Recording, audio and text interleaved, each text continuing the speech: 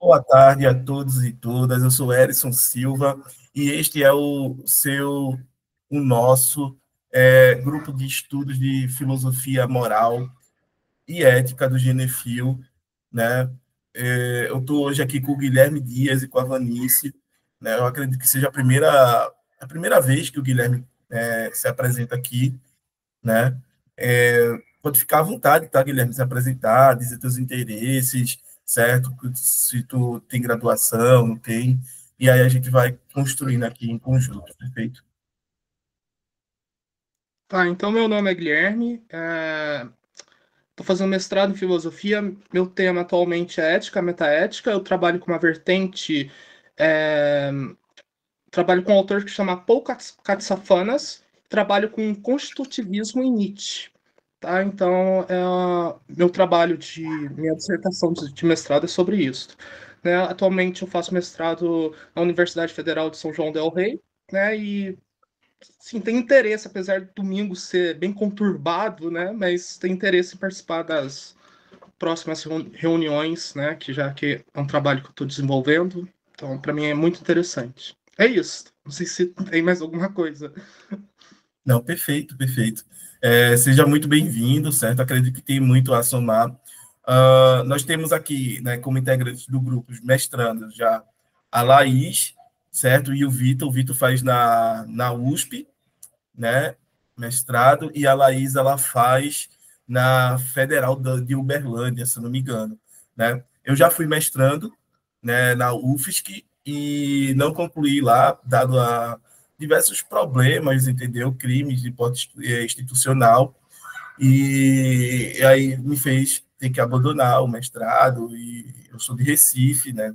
Então voltei para não ficar sofrendo crimes de caráter institucional lá, né?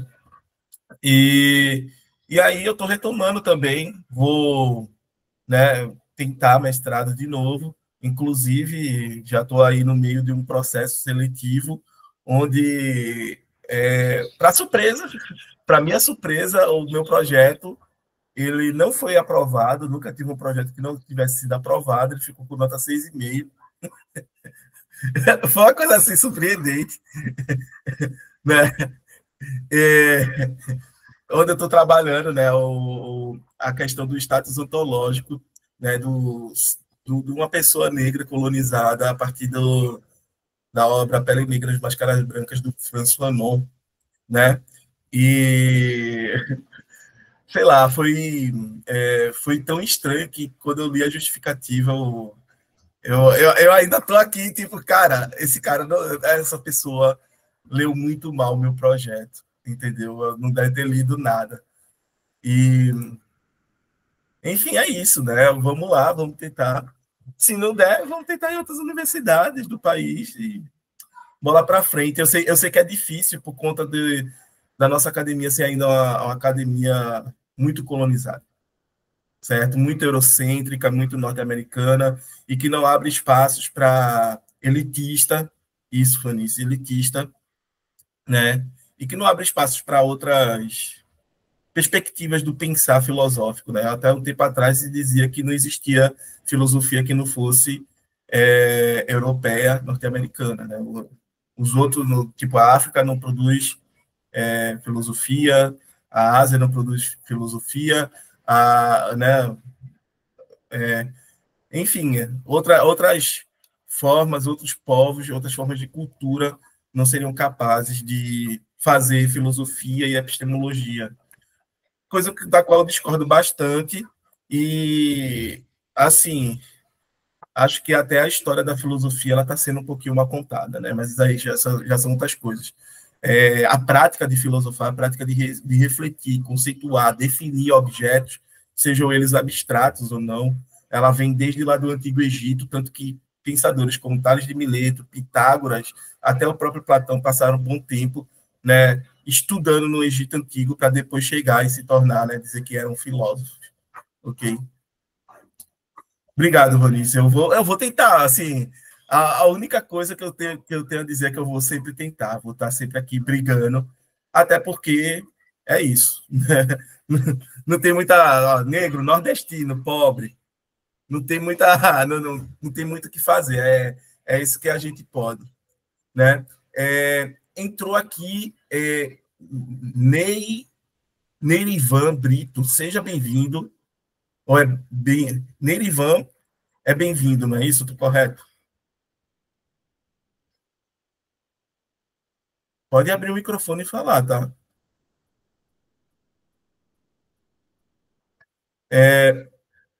Seja bem-vindo, tá? Vamos falar um pouco do Kant aqui, né? Eu estava já dizendo para o Guilherme que esse é um texto bastante denso, né? Que ele pressupõe que a gente tenha um conhecimento prévio das obras anteriores do Kant, como a Crítica da Razão Pura e o Prolegômenos a toda a Metafísica, né?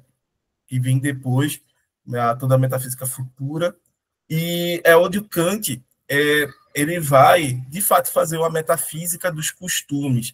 E aí você se pergunta, poxa, mas o Kant, ele lá na Crítica da Razão Pura, ele pega toda a metafísica e critica, né, diz que a metafísica é uma forma de fazer filosofia que é dogmática, que muitas vezes não levam a verdades que são contraditórias e que a gente não tem, no final das contas, um critério para estabelecer, né, o que é verdade, de fato, né? E por isso ele faz uma crítica para poder estabelecer os limites de conhecimento da nossa razão, né? Colocando a própria razão no tribunal e dizendo que, olha, nem tudo a razão pode conceituar, nem tudo pode ser conhecido pela razão, né? Embora a razão seja capaz de ter uma forma de conhecimento por via de articulação de conceitos, certo? Mas isso não significa, por exemplo, que eu possa demonstrar a existência de Deus, que eu possa demonstrar, né, que existe uma alma imortal, e muito menos que eu possa demonstrar que nós somos livres do ponto de vista ontológico. Aí você pergunta, mas Edson, o que está dizendo que eu não posso demonstrar que a gente é livre do ponto de vista ontológico? Como é possível que a gente tenha fenômenos morais? Como é possível, né, que eu possa julgar que uma ação de um ser humano é moral ou não moral, se ele não é livre para decidir, né, aquela ação? Ora, o Kant, ele é sagaz, certo? Ele vai dizer o seguinte, ele vai dizer que, embora eu não possa demonstrar, eu posso aqui, certo, refletir sobre isso. É como se o Kant ele estivesse dizendo, lançando uma hipótese, se a gente for livre, então, né, a estrutura da moralidade é essa. A experiência moral que a gente vai ter seria essa daqui, né? E aí é quando ele vai começar a falar, né, e trazer um critério, uma noção de moralidade que é laico. Por mais profundo que seja, é uma moralidade que ela é independente de Deus, é uma moralidade que ela é independente até mesmo do ser humano, porque mesmo que o ser humano não existisse, né, o que é ilimitadamente bom para o Kant continuaria existindo da mesma forma, entendeu? Então, o Kant ele está aqui já trabalhando, certo, de um ponto de vista metafísico para poder fazer uma derivação racional dos princípios morais, né, ou do princípio da moralidade, que para nós vai ser representado em forma de imperativos, né? Eu não sei se vocês conseguem entender, porque para o Kant a gente tem uma constituição ontológica, nós enquanto sujeitos morais diferenciadas, né? Nós somos finitos, imbuídos de necessidade e racionais, certo? Por ser finito e imbuído de necessidade, a gente vai ter fatores que vão influenciar a nossa vontade para além da nossa própria racionalidade. Esses fatores são, né, os nossos instintos, os nossos desejos, as nossas necessidades cotidianas, certo? Esses todos são fatores que irão, de uma forma ou de outra, influenciar na nossa tomada de decisão no momento da gente determinar o que vai ou não fazer. Mas para o Kant, a nossa razão ela não é só essa razão de fundamentar conceitos. É uma razão que, para além de fundamentar conceitos, ela também é capaz de determinar a nossa vontade. E aí, por ela ser capaz de determinar a nossa vontade, né, ela estaria num ponto decisivo, num ponto limite entre o que a gente chama de fenômeno, né, e nomeno. Ou seja, essa razão ela está entre como a coisa se reapresenta para a gente, como elas se reapresentam, as representações das coisas, e estaria como as coisas são em si, né? Como ele está falando de uma lei, da lei moral, essa lei tem que ser em si mesmo. Então, ele está falando que ela está no campo de, né, do nomeno, e dentro do fenômeno, como ela se representa. Só que a gente tem que pensar que ela vai determinar como a gente vai agir dentro desse campo fenomênico, que é onde tudo acontece, né? Que vai estar lá, o tempo, espaço e tudo mais. E para isso a gente vai ter que ter que reapresentar isso que a nossa razão consegue contemplar ali no nomênico, certo? Como é que vai ser essa representação? Através de imperativos, e para Kant vai ser tão somente através de imperativos categóricos, certo? É o imperativo categórico que vai ser o critério objetivo da ação, certo? Se tem um critério objetivo, significa que existe também um critério subjetivo? Sim. E esse Kant dá o nome de máxima. Máxima é basicamente a regra que você elabora para si mesmo para dizer o que é correto fazer. É um princípio que você, né, criou para si, ok? Só que essa máxima ela só vai ter valor de moralidade na medida que ela esteja de acordo com o imperativo categórico, né? Na medida que ela não como é que eu posso dizer? Na medida que ela seja universalmente aceita, na medida que ela não vai de encontro, né, à humanidade existente tanto em nós quanto no outro, certo? Então, a máxima, né, que é o critério subjetivo, ela vai ser validada pelo critério objetivo, pelo imperativo categórico, tá? Isso daqui é só um resumo para a gente não cair de paraquedas no texto, certo? Guilherme, tu gostaria de fazer alguma pergunta, colocar alguma questão? Vanice, tá de boa, né? Gente, se vocês tiverem qualquer pode colocar aí, ok? Mas aí a gente já vai pensar, né, em conjunto com o Kant aqui. Porque se ele está colocando as coisas dessa forma, ele está procurando algo que é universalmente válido, que é necessário. Isso, certo? Universal e necessário, ok? Eu tenho dito isso com tanta frequência. Vamos lá. Eu vou começar lendo esse parágrafo, que foi onde a gente parou, e aí a gente vai discorrendo sobre ele, ok? Finalmente, há um imperativo que, sem tomar por fundamento como condição qualquer, ou outra intenção a se alcançar por um certo comportamento, comanda imediatamente esse comportamento. Esse imperativo é categórico. Ele não concerne a matéria da ação e ao que deve ressaltar dela, mas a forma e ao princípio do qual ela própria se segue, e ao que há de essencialmente bom na mesma consiste na atitude, o resultado podendo ser o que quiser. A este imperativo pode se chamar imperativo da moralidade. Gente, não estranhe, certo? Se você leu isso daqui a primeira vez e não entendeu, fique tranquilo.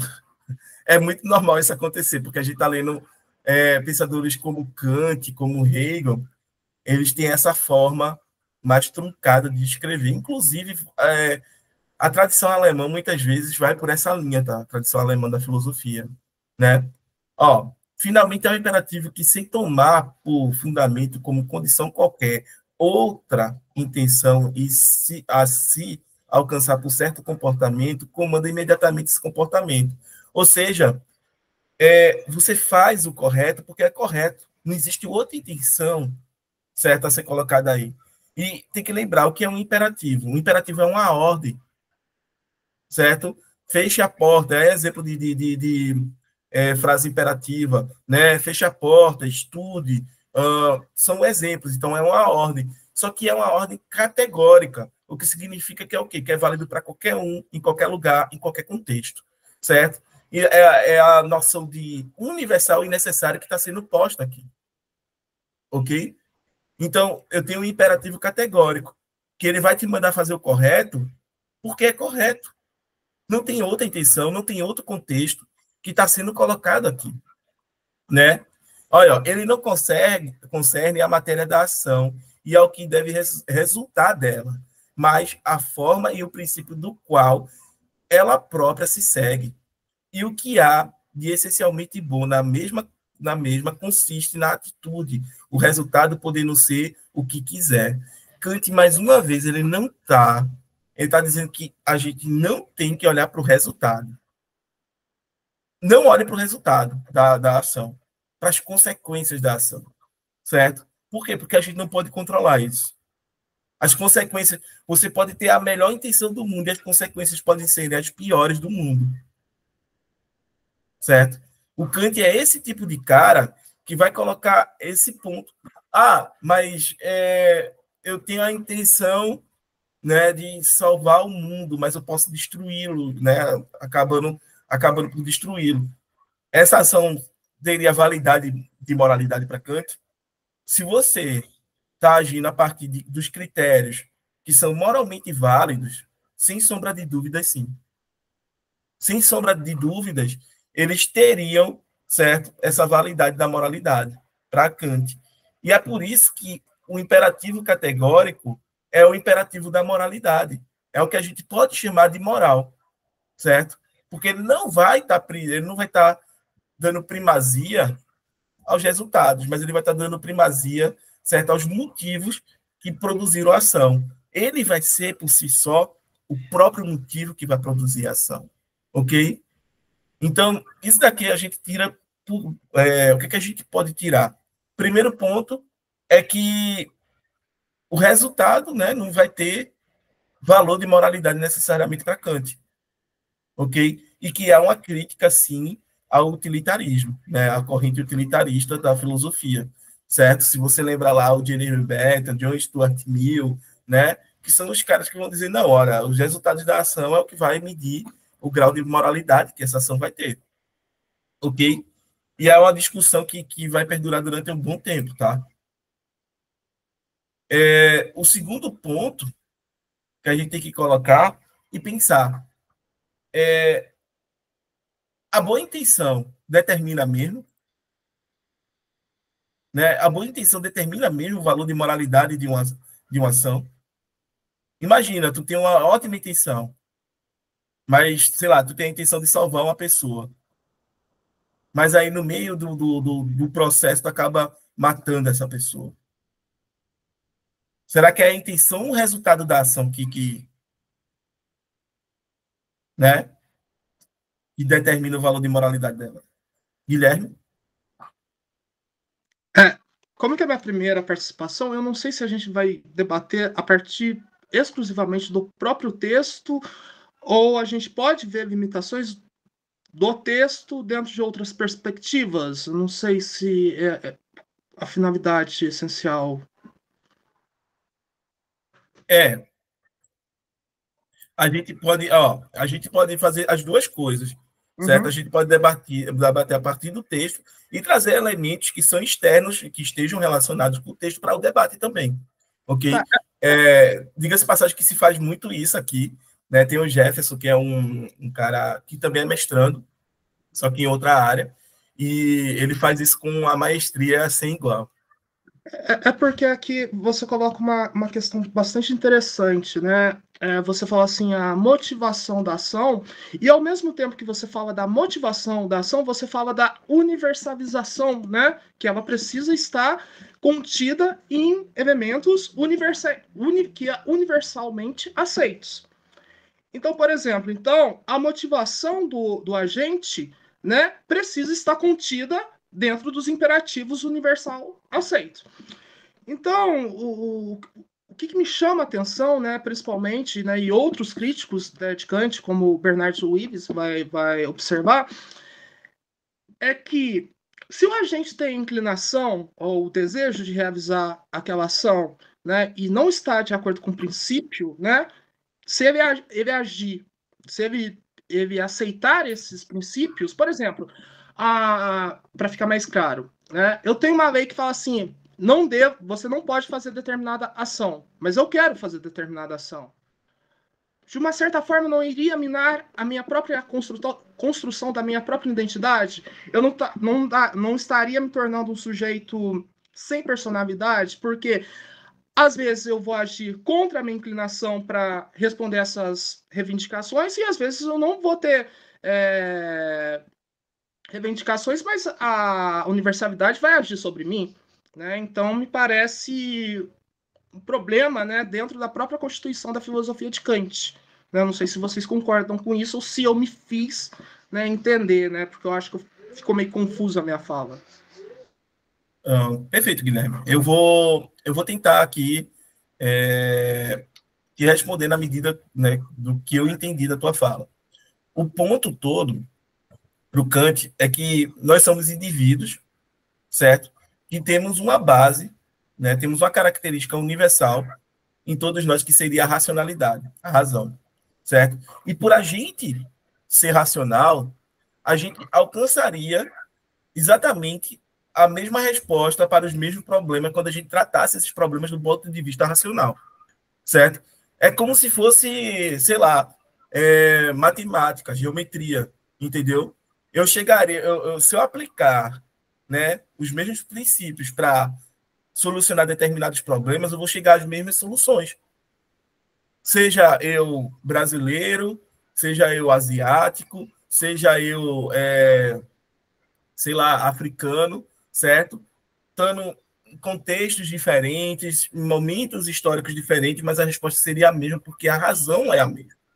Então, Kant, ele é o cara que vai depositar uma grande, vamos dizer assim, uma grande fé nos poderes que a racionalidade tem.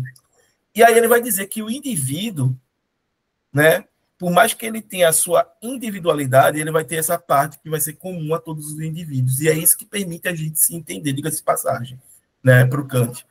É por a gente compartilhar essa característica comum, certo? Então, toda vez que eu, né, para o Kant, diga-se passagem, né, toda vez que eu penso a moralidade, né, eu devo sempre me colocar, isso daqui seria universalmente aceito, certo? Qualquer um no meu lugar faria o mesmo que eu estou fazendo, entendeu? E aí tem problemas, porque o Kant ele vai discernir imperativo categórico de imperativo hipotético. E o que eu quero dizer com isso? É que vão ter, sim, um tipo de imperativo que são, para ele, imperativos instrumentais, que não têm valor de moralidade, né? Que eles muitas vezes vão ser expressos e se isso, então aquilo, né? Se quero passar na seleção do mestrado, então eu tenho que estudar. Isso é imperativo hipotético. Porque nem todo mundo quer passar na seleção do mestrado. Tem gente que nem mestrado quer fazer, tem gente que quer empreender, quer ficar rico. Entendeu? Então, essa galera, né, esse imperativo não vai servir para nada. Mas eu posso dizer, por exemplo, que para todas as ações, para todas as decisões, eu tenho que ser honesto. E isso é válido tanto para mim, que estudo para uma seleção de mestrado, quanto para quem quer empreender. Certo? Por quê? Porque ser honesto é algo correto. Entendeu?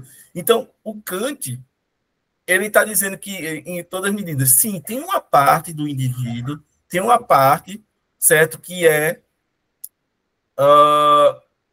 subjetiva. Mas tem uma outra parte que ela é objetiva, universal e necessária. Certo? Da qual ele não vai abrir mão de que a moralidade está aí. O que é correto do ponto de vista moral, o que tem valor moral, está inserido nessa parte, certo? Do que é válido universalmente para todos, do que é necessário. Entendeu? Porque qualquer um no meu lugar faria o mesmo que eu. Por quê? Porque é correto dessa forma. Entendeu? Eu poderia, sei lá, não estudar para o mestrado e subornar a banca para me aprovar. Entendeu? Ser desonesto. Um empreendedor, ele poderia, né, fazer uma série de conchavos e enriquecer ilicitamente, que é muito comum, diga-se passagem, no nosso país. Entendeu? Então, nenhuma dessas duas ações a gente pode dizer que pode ser universalmente válida. A gente pode exigir que todo mundo no mesmo lugar, na mesma situação, haja da mesma forma. Entendeu? É esse o ponto do Kant, é essa a argumentação dele. Aí tu poderia me colocar, Edson, mas eu tenho que abrir, eu tenho que ir contra as minhas vontades, muitas vezes, contra os meus desejos, minhas emoções, meus instintos. Kant vai dizer, sim, e é exatamente por você poder agir contra a sua própria vontade, contra os seus próprios desejos, contra os seus próprios instintos, que você é livre. Essa é a maior prova de que você é livre. Você pode sentir o maior desejo de, sei lá, encher uma pessoa que te fez uma fuleiragem, né, que te fez uma sacanagem contigo de porrada, mas você não faz porque não é correto. E diga-se passagem que só é moral se você não faz porque não é correto, tá? Porque se você não faz com medo da sanção policial, jurídica, você está fazendo com medo da consequência. Então, essa sua ação ela não é moral, ela só vai ter a aparência de moral. Não é uma ação por dever, mas é uma ação, certo, conforme o dever, Kant diria. Entendeu? É só por conta disso que você é livre. Caso contrário, se você sempre agisse conforme seus interesses, seus desejos, certo? Você só seria um escravo das suas paixões. Você só seria um escravo daquilo que você deseja. Tu entende? O que é que tu acha? Não, eu acho que os exemplos, né, que você colocou foi muito bons, né? Mas, por exemplo, né, vou dar um contra-exemplo.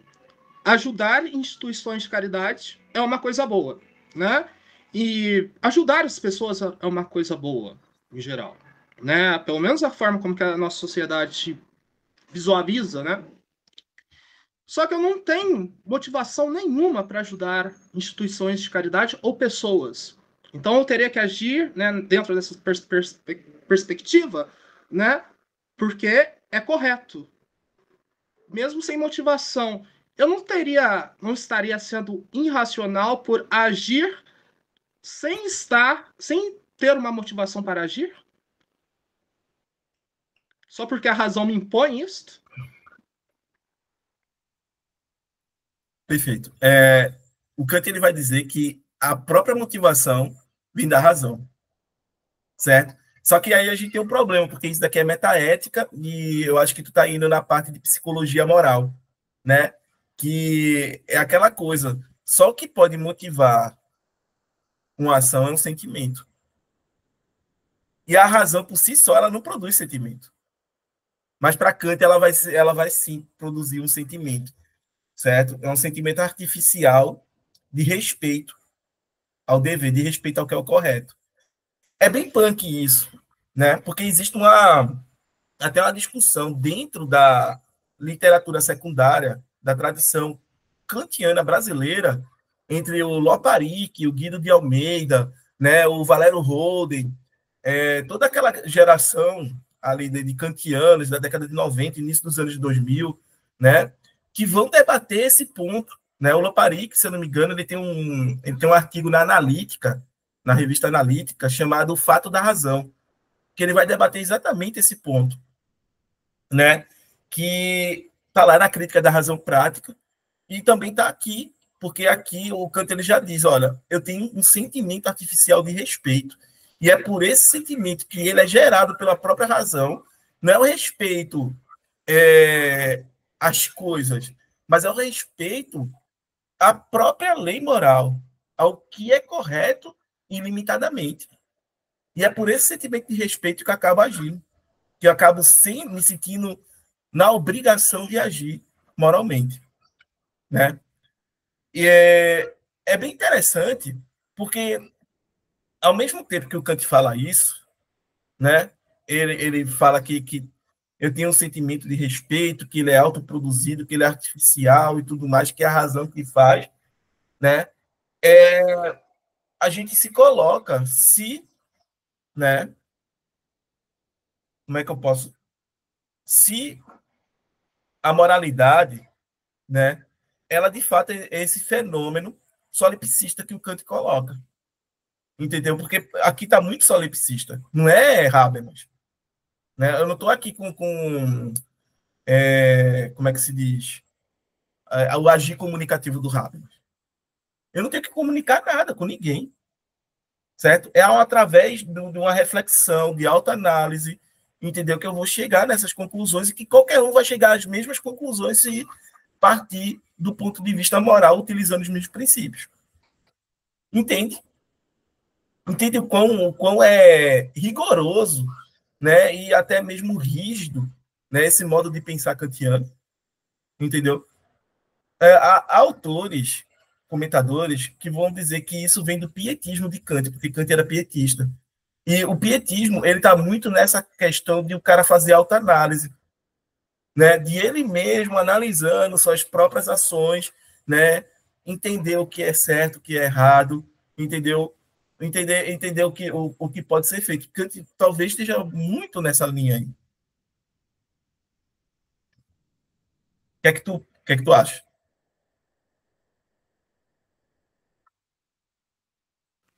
Não, eu acho, eu concordo com as suas observações, né? Eu acho que, mas assim, a minha opinião, eu acho que a filosofia moral de Kant, né, ela tem alguns problemas estruturais, né? Vamos dizer assim,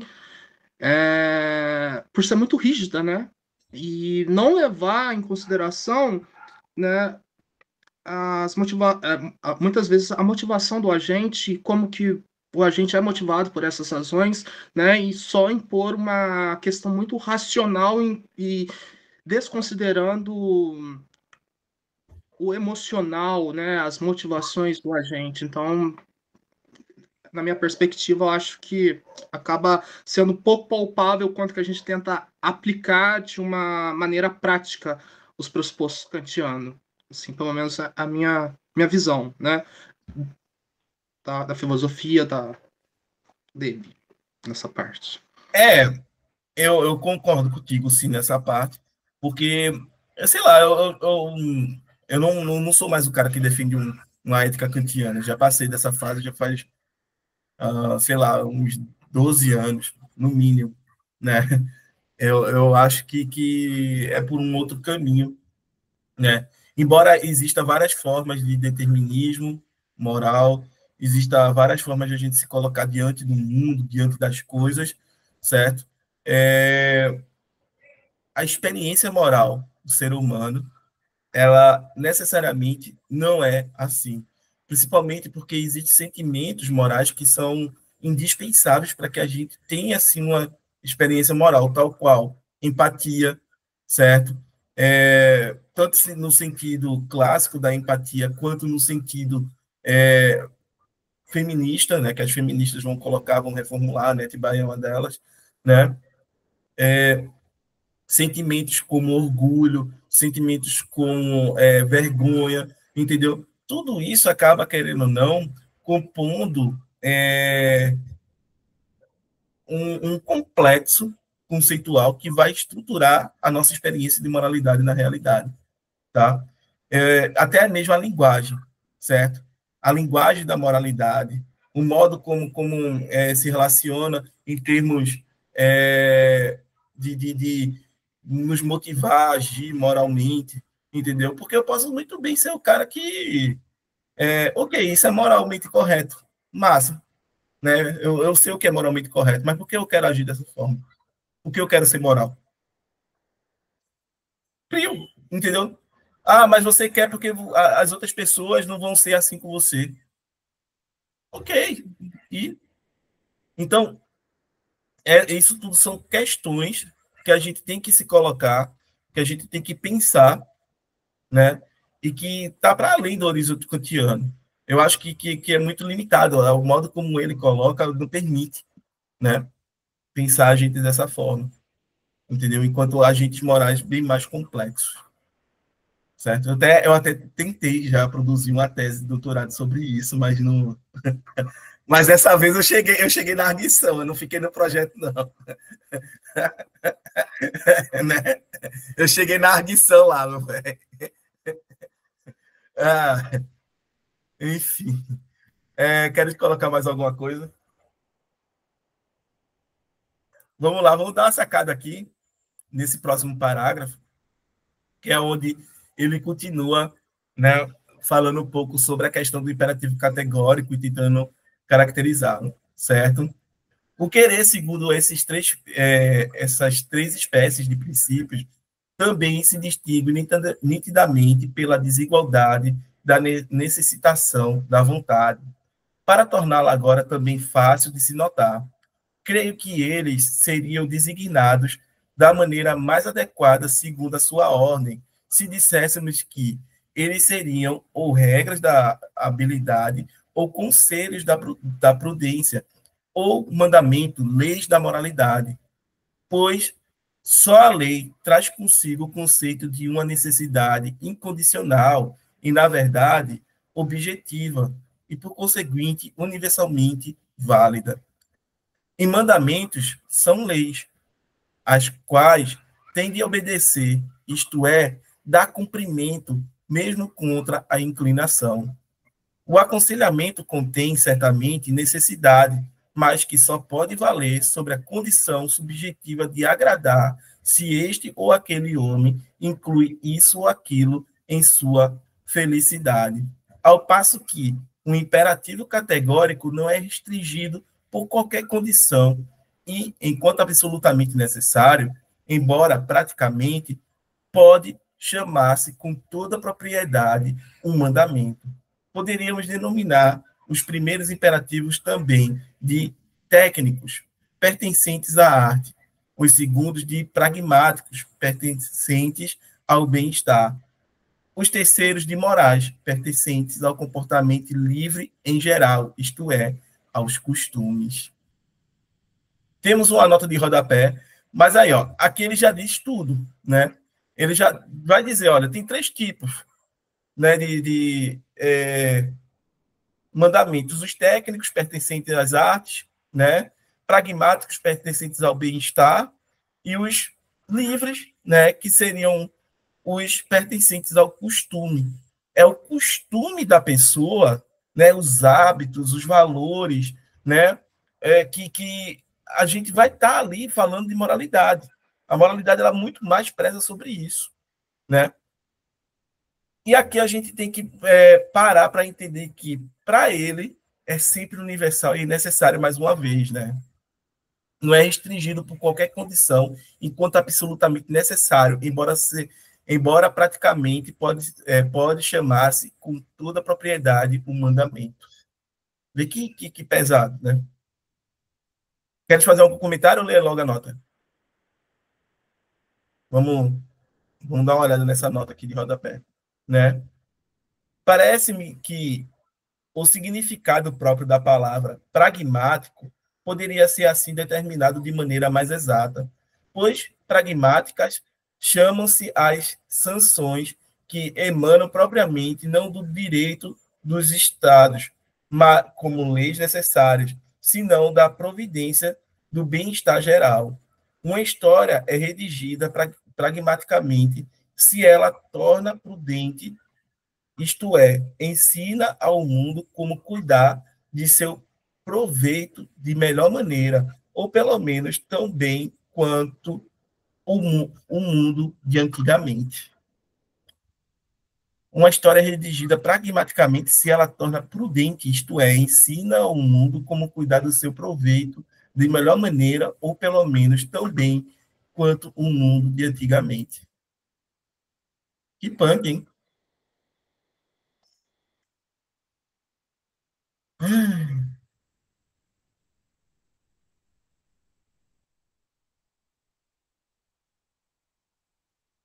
E aí, gostaria de tecer algum comentário, falar alguma coisa?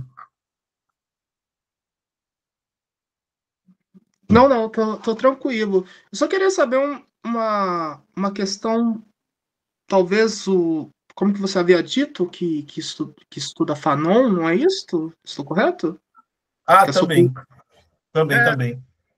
como que Tô. você como que você analisa, né, dentro do seu próprio objeto de pesquisa, essa dimensão de universalidade que o Kant propõe da ação, sendo que, de uma maneira geral, esses sujeitos, né, essa referência teórica que você toma para si, ela já fala de sujeitos diferentes que, de uma certa forma, foi até reprimidos, né, por esse tipo de racionalidade, né? Eu não sei se faz sentido para você essa questão ou se é loucura da minha cabeça. Não é, não é uma questão, não, tá? Assim, o modo como eu concebo é que Kant ele está pensando um sujeito de fato transcendental. E quando ele pensa um sujeito transcendental, ele está pensando alguém que está fora do tempo e do espaço. Em outras palavras, ele está pensando um sujeito ahistórico, entendeu? Onde os acontecimentos históricos não teriam nenhuma relevância para determinar quem aquele sujeito é, quais as suas condições de produzir conhecimento, né? E mais do que isso, quais as suas capacidades de agir livremente, certo? Então, Kant, ele está fazendo uma metafísica, não nos termos tradicionais de metafísica medieval e antiga, certo? E que, por tal, ele desconsidera alguns movimentos que são primordiais para outros autores, tal qual Fanon, Hegel, Marx, etc., certo? Que a própria história, entendeu? Você pode pensar, né, algo histórico e dizer, olha, eu vou pensar aqui as condições de possibilidade para qualquer sujeito que venha a existir. Né? Quais são as condições de possibilidade para que eu produza conhecimento, né? E aí você pode fazer uma derivação das categorias do entendimento, tal qual Kant faz na Crítica da Razão Pura. Ah, mas quais são as condições de possibilidade para uma experiência moral, uma experiência estética? E daí eu faço o mesmo. E daí eu faço o mesmo, tá ligado? Então não existe, para o Kant, pelo menos aqui, um sujeito que a gente vai pensar a partir do Fanon. Porque o sujeito fanoniano é um sujeito histórico, certo? Onde a sua ontologia vai ser determinada pelos acontecimentos históricos, certo? Que vão, de certa forma, pulverizar e tornar, né, a pessoa negra colonizada inativa. Ela vai ser jogada, né, numa condição ontológica inferior, de inferioridade, certo? O que vai levar ao desenvolvimento de um complexo de inferioridade, certo? Que o Fanon ele vai dizer que vai constituir esse ser, né? Se fosse em termos de Nietzscheano, isso o próprio Fanon fala, né? Esse sujeito ele não é nem um sujeito ativo nem reativo. Por quê? Porque a história esvaziou ele de significado ontológico. Ele não é nem visto como na dialética do reconhecimento, ele não é nem visto nem como um outro. Porque ele não pode, né, participar dessa dialética. Então, é muito pesado, certo? Essa questão do sujeito do Fanon. E ele vai dizer que a libertação, que a solução para esse problema se encontra dentro da própria história. Né? Tem uma passagem no Pele Negra, Máscaras Brancas, que ele vai ser categórico assim, ao falar que dentro do consultório dele, ele vai tentar conscientizar o inconsciente do paciente, mas fora do consultório ele vai dizer o que está ali adoecendo, ele jogando nessa situação de complexo de inferioridade, inação, certo? É basicamente o fato de a gente viver numa sociedade que afirma o racismo, que afirma a superioridade dos brancos, né, em detrimento da dos negros, e que, querendo ou não, produz essas condições. Qual é a forma de resolver isso? Alterar as estruturas sociais. Essa é a forma dele, do Fanon. Ele diz estritamente, altere as estruturas sociais. O que é que ele quer dizer? Revolução, marxismo, certo? Parece, é essa a linha do Fanon, porque quando a gente vai ler o livro dele, Condenados da Terra, após, ele já vai nisso daí. certo? A gente vai ver que o Fanon ele vai atuar na Revolução da Argélia, né, na Guerra de Libertação, ali do colonialismo, entendeu? Ele vai entrar na discussão sobre a questão da violência revolucionária, né, que é um debate muito acalorado que vai envolver até a Hannah Arendt. Mas, entende, esse sujeito é um sujeito histórico. E fundamentalmente, né, a ontologia dele vai ser ali centrada na história. É o sujeito satriano também, que vai estar ali próximo do Sartre. Só que ele aí vai discutir com o Sartre, olha, não tem nem como descer aos próprios infernos aqui com esse sujeito, porque o inferno já está dado para ele na própria vida que leva. Não tem como ele descer, já tá posto para ele, né? Então vê que é um outro sujeito. Outra coisa, tá? Para o Kant isso foi até objeto de discussão. Inconsciente não existe. Falar de inconsciente para o Kant é ser anacrônico, né? Muitas vezes o Kant vai dizer, olha, vão ter ações ou vão ter, né, alguns contextos que a gente não vai saber qual foi o motivo que nos levou a agir. Mas ele não fala inconsciente, porque inconsciente é algo que só vai ser fundado com Freud. Hume, ele já vai dizer que tem processos mentais que a gente não se dá conta, que a gente só se dá conta do resultado desses processos, mas ainda assim não é inconsciente. Só vou fazer uma observação, né? Que você falou com Freud, mas além do Hume, tem autores como, por exemplo, o Leibniz também vai falar de questões, não com o conceito de inconsciente, mas vai falar que tem certas coisas que não perpassa a nossa consciência, né? Como se fosse pequenas gotas de água, né? Que cai, mas a gente não ouve o barulho, mas se juntar todas essas gotas, você consegue ouvir o barulho. Então, desde a filosofia de Leibniz, a gente já encontra uma pré-definição do que seria de inconsciente, e isso talvez se fundamenta de uma forma melhor em Schopenhauer, em Nietzsche, principalmente, que essa questão dos impulsos, né, que não perpassa a consciência, um estado não linguístico, que é de fato fundamentado. Eu só achei importante colocar isso e, enfim. Não, é importante porque, assim, nem todo sujeito, nem todo mundo vai partir do sujeito kantiano para trabalhar. Muita gente vai rejeitar, vai fazer uma outra ontologia desse sujeito, certo?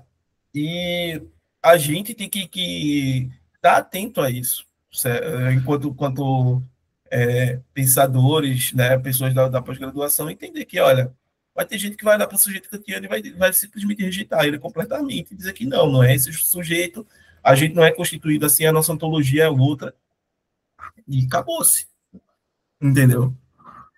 E tem gente que vai querer não, vai querer reafirmar. Aí o exemplo do Habermas, Ernst Tugendorf, Karl Otto Apel, né, aquela...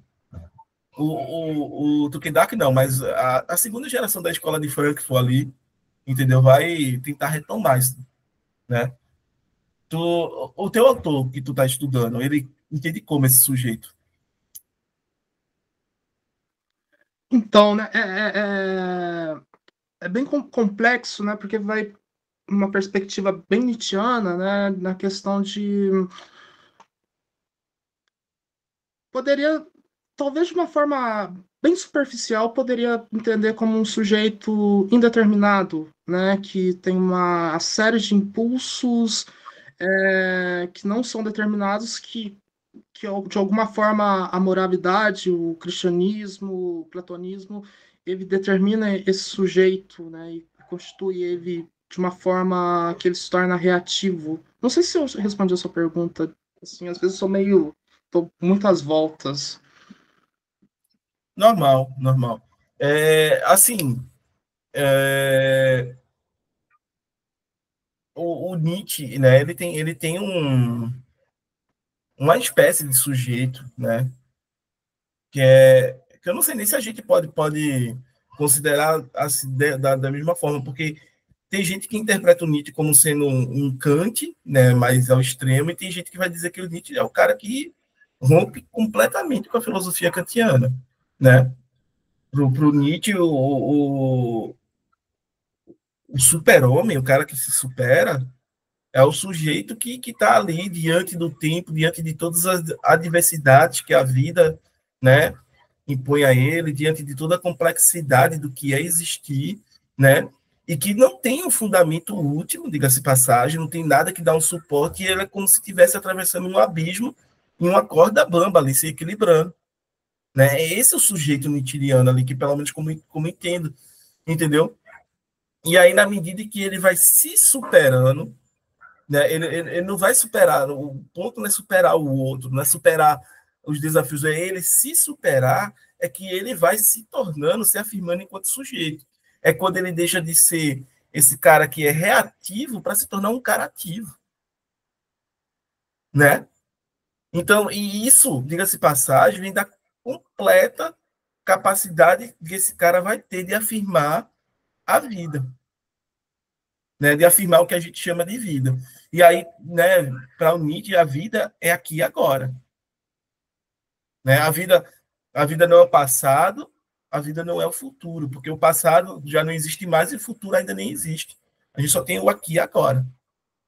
Né? Então, esse ponto aqui do Nietzsche, desse sujeito, desse super-homem, desse cara que se supera, é tudo diante do que a gente vai chamar de niilismo, de que o próprio Nietzsche chama de niilismo. Não sei se tu, né, compreende, interpreta dessa mesma forma, né? Mas diante do niilismo, que é a ausência de todos os valores, que é a negação da própria vida, que é a negação do próprio sujeito, né? Nasce esse sujeito nietzschiano aí, entendeu? É o modo como eu interpreto, tá? Existem milhares de outras interpretações. Diga-se passagem que se você pegar a escala de Marton, ela já vai para outra linha, entendeu? Pegar o Jacóia, já vai para outro canto também. O Roberto Machado é outro que vai interpretar de outra forma, entendeu? E aí vai. Parece que há possibilidades,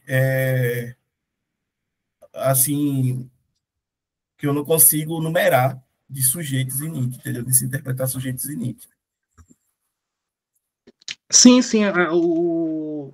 Dentro de Nietzsche, é como que eu havia dito, é muito indeterminado, né? Porque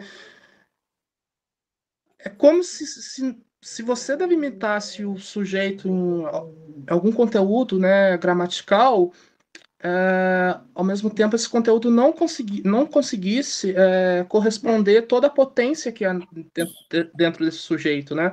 Então, uma das críticas do Nietzsche vai ser justamente esse niilismo contido na própria semântica, na gramática. Então, delimitar isso de uma forma conceitual, né, e deixando os impulsos de lado, né, as questões instintivas, vamos dizer assim, é, seria equivocado, né? Então, o próprio niilismo talvez esteja contido no próprio ato de delimitar, né, esse sujeito em categorias. Sim, sim. E aí surge todo o problema que a gente vai ter para o Kant, tá? Que uma das minhas acusações para o Kant é que ele torna a gente um sujeito meio que esquizofrênico e que é capaz de agir contra si mesmo. Porque, por mais que ele diga que a gente é razão, a gente, né, essa racionalidade prática é capaz de determinar a nossa vontade, mas tem uma outra parte de mim de quem que tem que ser suprimida para poder ser moral, para poder ser um sujeito moral. Entendeu? Então eu não posso em nenhum momento entrar na contabilidade ali do que é uma ação moral, né? Os meus desejos, os meus interesses, os meus instintos, entendeu? Porque essa é toda a parte que tem que de alguma forma ser suprimida, que tem que de alguma forma, né, ser desconsiderada para que haja uma ação moral, entendeu? E eu falava isso, alguns kantianos já ficavam pé da vida comigo, né? Porque eu dizia, cara, esquizofrenia. Esse sujeito é esquizofrênico, o sujeito do Kant. Entendeu? O cara está no limite entre dois mundos, um mundo fenomênico e um mundo nomênico, né? Ele tem que. Só uma parte dele pode ser considerada moral, só quando ele age, né, em completude com essa única parte dele que pode ser considerada moral. Se ele agir com as duas, não tem moral, por mais que a ação tenha aparência de moralidade, ela não é moral. Entendeu? Vai ter alguns momentos que ele vai agir e ele não vai ter consciência entendeu? Do total, se a ação dele foi moral ou não. Então, o que é isso? É complicado você pensar um sujeito kantiano assim. É complicado você pensar a moralidade kantiana assim. Entendeu? Porque, assim, tem gente que vai fazer uma acusação a partir disso, a partir dessa leitura, dizendo que Kant ele tentou tornar laico a, a moral cristã. Porque o que a moral cristã faz? Né? Ó, toda essa tua parte aí, né, desejos, emoções, instintos, é tua parte animal. Isso é animalesco. Isso não é sagrado, isso não é divino. Isso não pode entrar na esfera da moralidade. Né? Então, o Kant, ele é esse cara. Só que o que ele está fazendo aqui é dizer, olha, é independente de Deus a moralidade, certo? Porque Deus existindo ou não, eu existindo ou não, o que é correto vai continuar existindo, certo? É independentemente de eu aprender isso ou não, certo? É independentemente se existir um Deus, se existir anjos ou não.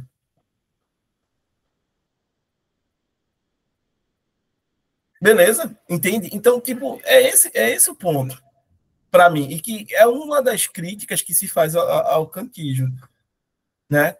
Até hoje, para mim, o Kant ele é o cara que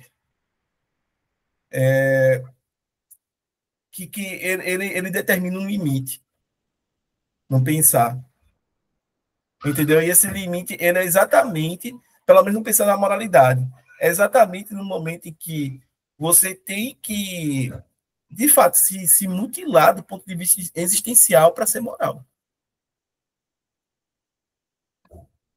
né? Ele coloca esse limite. E aí ele tem, obviamente, diversas estratégias argumentativas para isso. Dizer que, olha, é isso que mostra, que prova que você é livre. É isso que te prova que tu é livre. Nossa, cara. Eu não sei se a gente continua.